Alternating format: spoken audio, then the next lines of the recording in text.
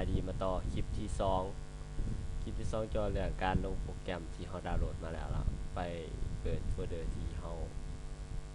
เซฟโปรแกรมไว้อันนี้จะลง Supply Text Man ดับเบิลคลิกใส่ไฟล์ตัวที่เราดาวน์โหลดมาแล้วก็ตอบ yes ไปแล้วก็ next ไปเลยเนาะคือของข้าพเจ้าลงแล้วล่ะก็จะบอลงอีกเทื่อที่2และ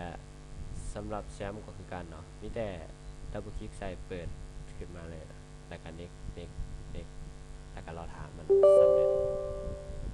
แต่สำหรับผู้ใดที่ลงไปแล้วเทื่อหนึ่งเนาะจะมีโฟลเดอร์แชมป์อยู่นี่เนาะให้ลบออกก่อนตามหลังสำหรับการติดตั้งโปรแกรม2อันนั้นเนาะที่นี่จะมาเรื่องการ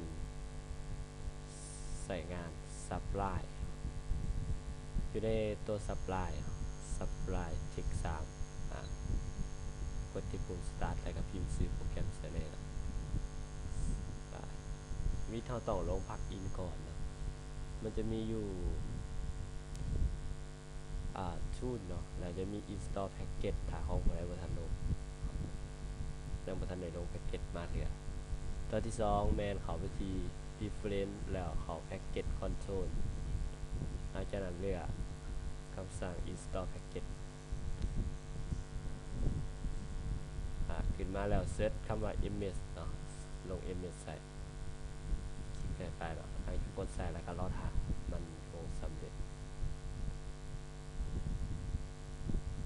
ถือว่าเป็นการ